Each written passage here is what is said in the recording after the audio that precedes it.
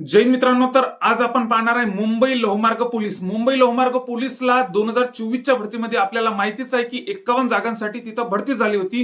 तर 51 जागांसाठी मैदानी चाचणीचा कट ऑफ कशा प्रकारे लागला होता, फायनल कट ऑफ कशा प्रकारे लागला होता, 2024च्या भरतीमध्ये तिथं पेपर पॅटर्न कशा प्रकारे आला होता, कोणत्या विषयावर जास्त भर देण्यात आली, कोणता विषय लाईटली घेण्यात आला, तर यावर आपण सविस्तरपणे बोलणार आहे. सोबतच या 2025च्या भरतीमध्ये 2025च्या भरतीमध्ये कट ऑफ कशा प्रकारे लागू शकतो, तर यावर आपण सविस्तरपणे बोलणार आहे. तर त्यामुळे व्हिडिओला स्किप करू नका.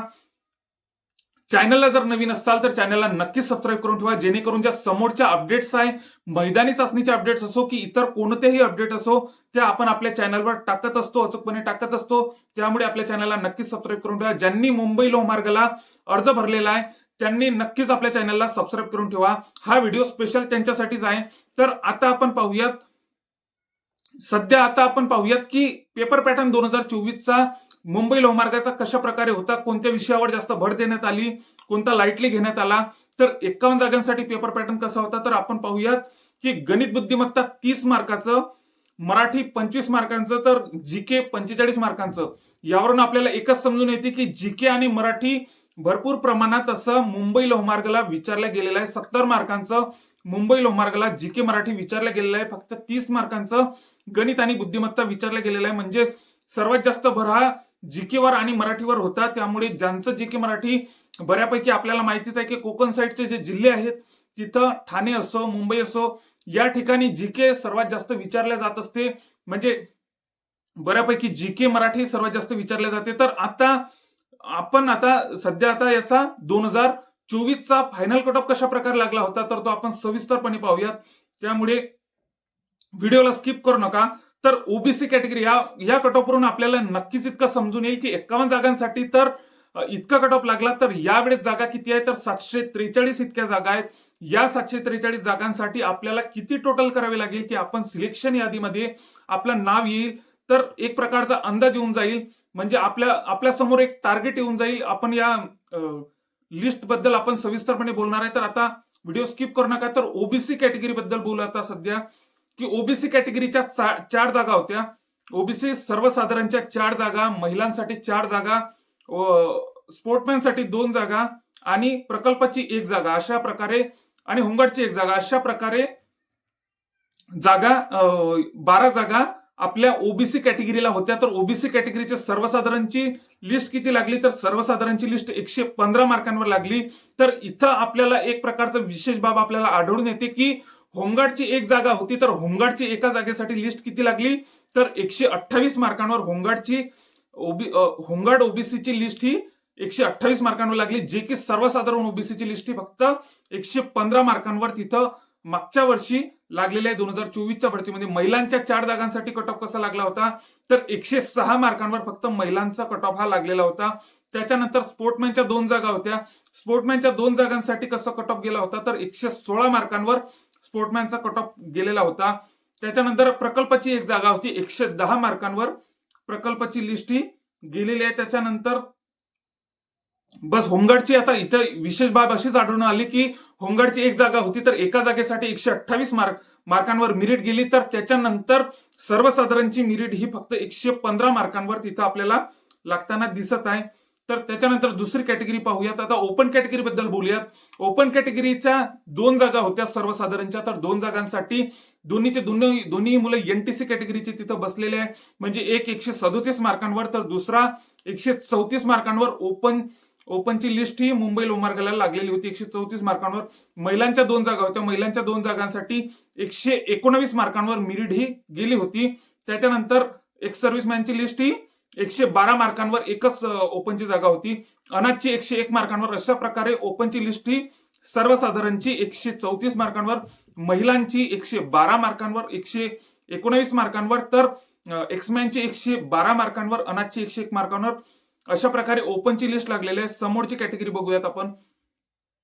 एनटीसी कॅटेगरी, समोरची कॅटेगरी एनटीसी कॅटेगरीची लिस्ट कशा प्रकारे लागली होती, आपण बघितलं की दोन्ही मुलं ही एनटीसी कॅटेगरीचे ओपन मध्ये गेलेले होते. तर त्याच्या खालोखाल एनटीसी कॅटेगरीची लिस्ट कशा प्रकारे लागली, तर एनटीसी कॅटेगरीच्या 2 जागा होत्या इथं मुंबई लोहमार्गाला. तर 2 जागांसाठी कट ऑफ कसा, पहिला मुलगा 132 मार्कांवर बसला तर दुसरा 128 मार्कांवर बसला. महिलांसाठी एक जागा होती तर ती महिला 96 मार्कांवर इथं भरती झालेली आहे. 96 मार्क. ओबीसी महिलांची 106 मार्कांवर तर एनटीसी महिलांची फक्त 96 मार्कांवर, म्हणजे 10 मार्कांचा इथं आपल्याला डिफरन्स आपल्याला एका जागेसाठीच आपल्याला आढळून येतो. एनटीसी एक्स सर्व्हिसमॅन आता बघूया, एकच जागा होती तर त्याच्यासाठी 89 मार्कांवर फक्त इथं लिस्ट आलेली आहे, जे की 112 मार्कांवर ओपनची लिस्ट लागली होती.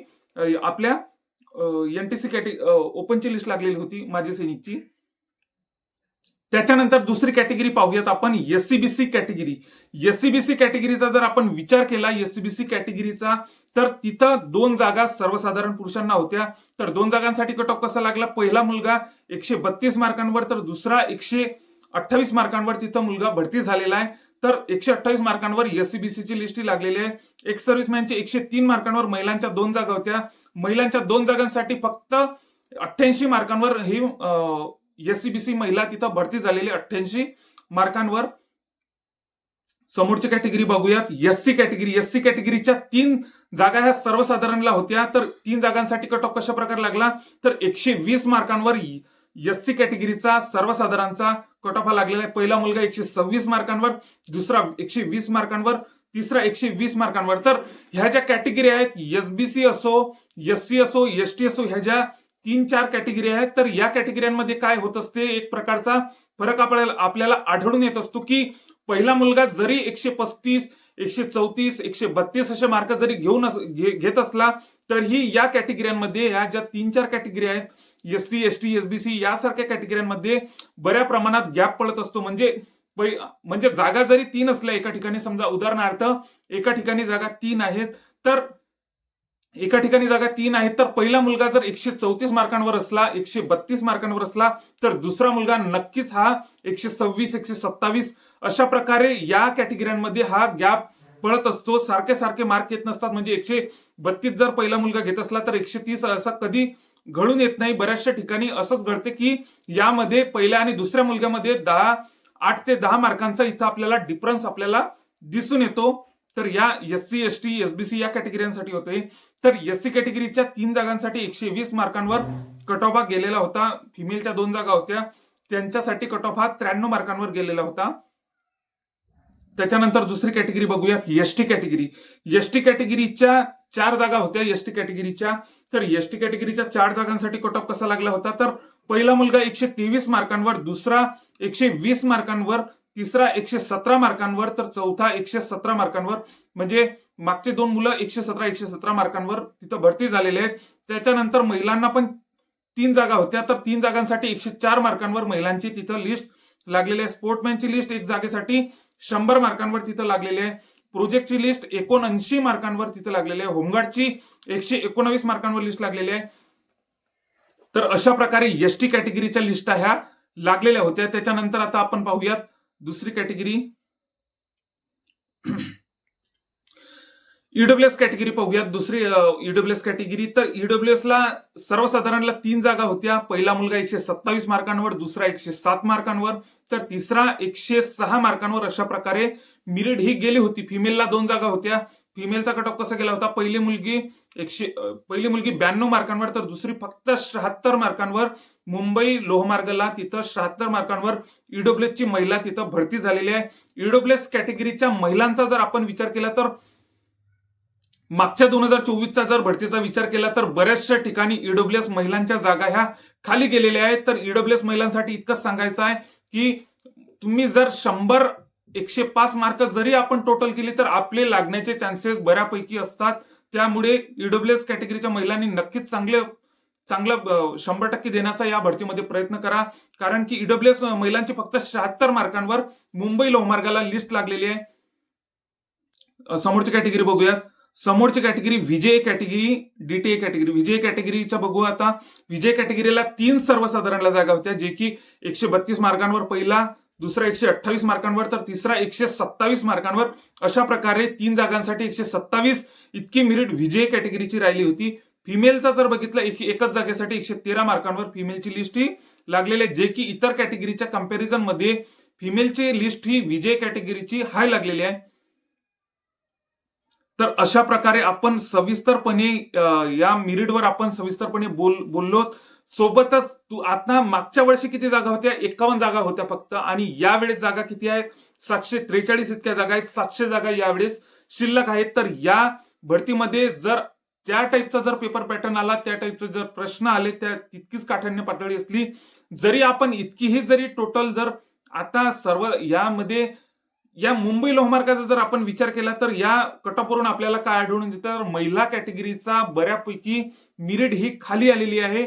म्हणजे फक्त ओबीसीचे 106 मार्कांवर आपण बघितलं 78 मार्कांवर ईडब्ल्यूएसची 76 मार्कांवर ईडब्ल्यूएसची सध्याच बघितलं तर मेरिट ही बऱ्यापैकी कमी आलेली आहे. 100च्या खाली बऱ्याचशा महिलांचे लिस्ट ही गेलेली आहे. विजय कॅटेगरीची फक्त 113 मार्कांवर मेरिट ही गेलेली आहे.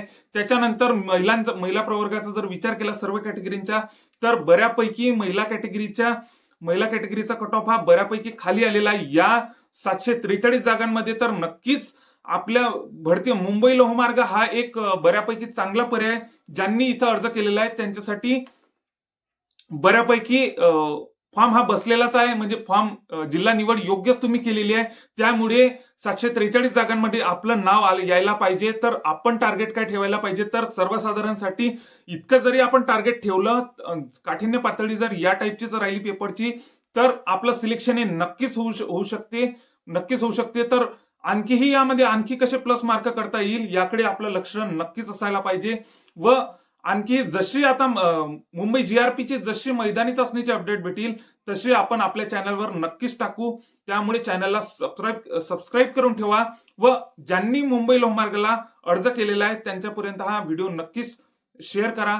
सोबतच चॅनलला जर नवीन असाल तर चॅनलला नक्कीच सबस्क्राईब करून ठेवा. ज्यांनी मुंबई लोहमार्गाला अर्ज केलेला आहे त्यांच्यासाठीच हा व्हिडिओ मी स्पेशल बनवला आहे. त्यामुळे चॅनलला नक्कीच सबस्क्राईब करून ठेवा.